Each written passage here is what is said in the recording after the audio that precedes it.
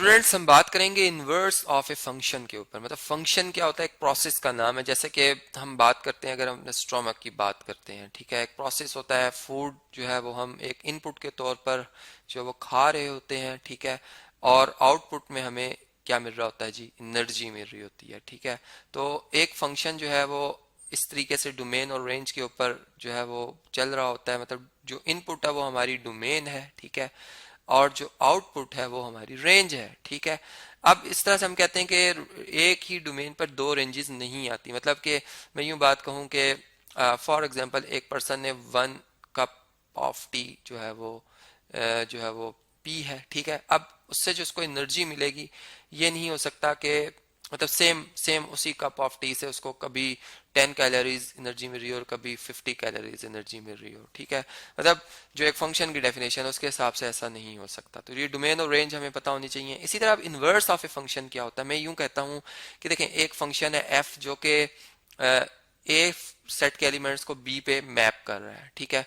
मतलब for example मैं एक प्रोसेस यहाँ पर एक शॉर्ट वे बनाता हूँ, एक फार्मूला बनाता हूँ 2x+3, ठीक है।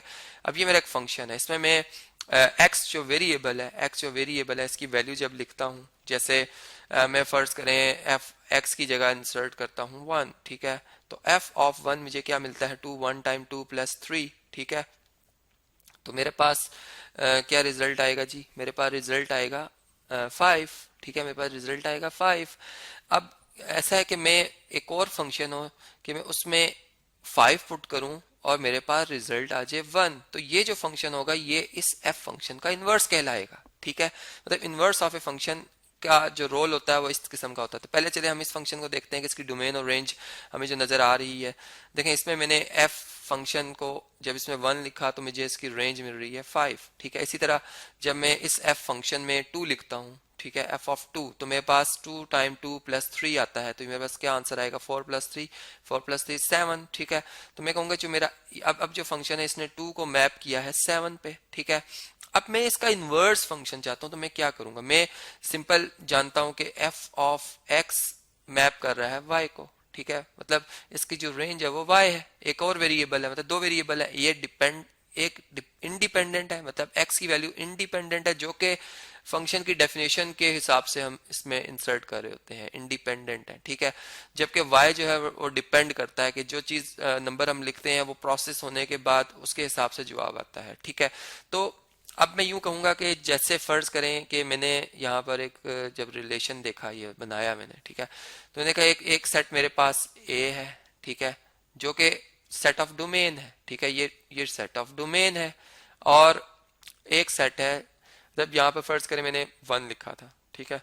अब इस फंक्शन ने एफ ने इसको प्रोसेस किया 1 को और उसे मैप किया एक और सेट के ऊपर, एक और सेट के ऊपर, जिसपे कि यहाँ पर जो नंबर लिखा हुआ है, इसको चले मैं कलर डिफरेंट शो करता हूँ। ये जो नंबर है ये फर्ज करें इसका है 5, तो इसको इसने 5 पे मैप किया, ठीक है। फिर इसी तरीके से यहाँ पर एक नंबर था 2, ठीक है। इस एफ फंक्शन ने इसको उठाया यहाँ से और इसे मैप किया यहाँ पर एक और नंबर पे 7 पे, ठीक है। तो मैं यूं कहूंगा कि यहाँ पे जो प्रोसेस हुआ है एफ ऑफ 2 को 7 पे मैप किया। अब इसके इन्वर्स के लिए मैं क्या करूंगा, मैं जो ये मेरे पास रेंज है वो मेरे पास डोमेन होगी, मतलब उस इन्वर्स फंक्शन की डोमेन होगी, और जो इसकी डोमेन है इस एफ फंक्शन को इन्वर्स की रेंज है, ठीक है। तो अब मैं ऐसा कुछ डिफाइन करना चाहता हूँ कि एफ ऑफ 5 जो है वो 1 के इक्वल आ जाए, मतलब इसमें 5 लिखूं और 1 मिले, और एफ ऑफ 7 को मैं ऑपरेट करूं तो वो 2 आ जाए। ये होगा इनवर्स फंक्शन, ये होगा इनवर्स फंक्शन। अब इसको मैं कैसे बना सकता हूँ, जो मेरा गिवन फंक्शन था एफ ऑफ एक्स, अगर आप देखें इसे स्क्रीन पे, चले मैं ले आता हूँ सामने इसके, एफ ऑफ ये देखें x is equal to 2x+3 है, ठीक है। अब मैं इसे ऐसे प्रोसेस करूंगा कि ये मतलब ऑपरेट ऐसे हो कि इसमें 5 लिखूं तो 1 मिले। तो मैं इसके लिए क्या करूंगा, मैं इसमें जो y है इसको x से रिप्लेस कर दूंगा, ठीक है। मतलब ये देखें एफ ऑफ एक्स वाई के इक्वल होता है, पहले तो हम लिखेंगे y इक्वल टू 2x+3। अब जहां पर x है उसको y बना दिया जाए और y को x, मतलब डोमेन को रेंज और रेंज को डोमेन बना दिया जाए, 2y+3, ठीक है। अब यहां से अगर मैं y सेपरेट करना चाहूँ तो कैसे कर सकता हूँ, 3 को इधर शिफ्ट कर लें तो x-3 is equal to 2y, ठीक है। और y इज इक्वल टू, बल्कि 2y is equal to x-3 आ जाएगा, और y इज इक्वल टू आ जाएगा, sorry y is equal to आ जाएगा किसके जी, x-3 डिवाइडेड बाय 2 के। अब अब इसमें जो x है ये हमारी डोमेन है, ठीक है, मतलब इसमें x डोमेन है और y रेंज है, ठीक है। तो अब देखें y किसके इक्वल होता है, y जो है वो मतलब y जो है वो हमारे पास f ऑफ x, लेकिन यहाँ पर आप ये समझ लें कि ये जो एक और फंक्शन है ये उसमें हमने y सेपरेट कर लिया, ठीक है। तो अब इसमें मैं x की वैल्यू लिखूंगा ना, देखें x की वैल्यू मैंने क्या लिखनी है 5, तो मैं यहाँ पे 5 लिखूंगा। तो मेरे पास y क्या आएगा, मेरे पास y आएगा 5 माइनस 3 डिवाइडेड बाई 2।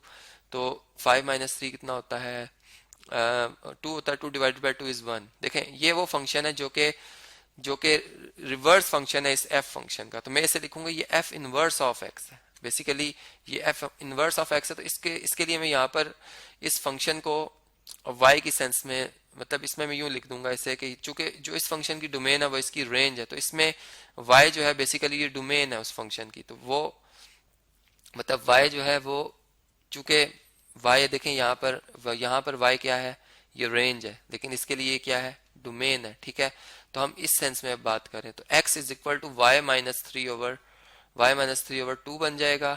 और अब ये रिवर्स फंक्शन है, इनवर्स फंक्शन है, मतलब ये f इनवर्स ऑफ y बन जाएगा। f इनवर्स ऑफ y किसके इक्वल होगा जी, x के इक्वल होगा, ठीक है। चूंकि जैसे f ऑफ x जो है वो अगर y के इक्वल है तो f इनवर्स ऑफ y जो है वो x के इक्वल होगा, ठीक है। इस सेंस में मैं बात कर रहा हूँ। तो फिर यहाँ पर हम इसकी जगह लिख सकते हैं f inverse of y is equal to y minus 3 divided by 2, ठीक है। और अगर मैं चाहता हूँ कि इसमें x वेरिएबल ही मुझे नजर आए, मतलब y ना नजर आए, क्योंकि वेरिएबल तो आप t भी रख सकते हैं, s भी रख सकते हैं, v भी रख, कुछ भी रख दें।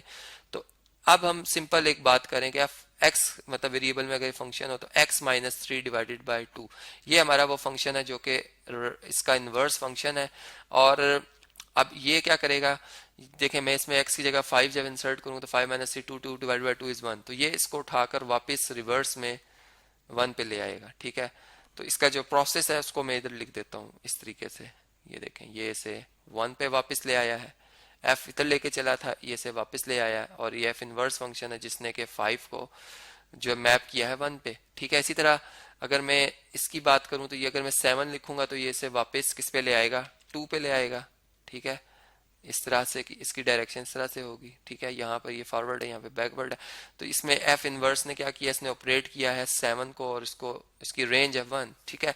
तो ये इनवर्स फंक्शन है, ठीक है। तो अगर मैं ऑर्डर पेयर की फॉर्म में इनको आपको एक्सप्लेन करना चाहूँ तो मैं ऐसे कर सकता हूँ कि देखें जैसे कि f ऑफ x मेरा एक फंक्शन है 3x प्लस 1, ठीक है। तो इसमें जो f inverse of x function होगा वो फिर क्या हो जाएगा, वो इक्वल टू हो जाएगा 3, ठीक है। बल्कि इस तरह से हम लिखेंगे, बल्कि इसको हम ऐसे पहले बना लेते हैं, देखें इसको हम लिख सकते हैं y is equal to 3x plus 1, ठीक है। और ये है f फंक्शन, ठीक है, ये है f फंक्शन। और जो f इनवर्स होगा उसमें हम x की जगह y की जगह इस तरह से रिप्लेस कर देंगे तो 3y प्लस 1 हो जाएगा। ये है f इनवर्स फंक्शन इसका, ठीक है। अब देखें इसमें जब इसको f इनवर्स की शेप में लिखूंगा, जैसे मैंने इसको अभी लिख के दिखाया f of x is equal to this 3x plus 1, तो इसमें क्या बनेगा जी, इसमें x minus 1 divided by 3 is equal to y बन जाएगा। और हम लिख सकते हैं f इनवर्स ऑफ x जो होगा फंक्शन वो हमारा x माइनस 1 ओवर 3 होगा, ठीक है। और ऑर्डर पेयर की फॉर्म में अगर आप देखें तो f ऑफ फंक्शन के जो इसके जो ऑर्डर पेयर्स बनेंगे, एक दो ऑर्डर पेयर्स में यहाँ पे लिख देता हूँ। जैसे मैं x को 0 लिखता हूँ तो y 1 मिलता है, x को 2 लिखता हूँ तो y मुझे 2 लिखने से 6 प्लस 1 7 मिलता है, ठीक है।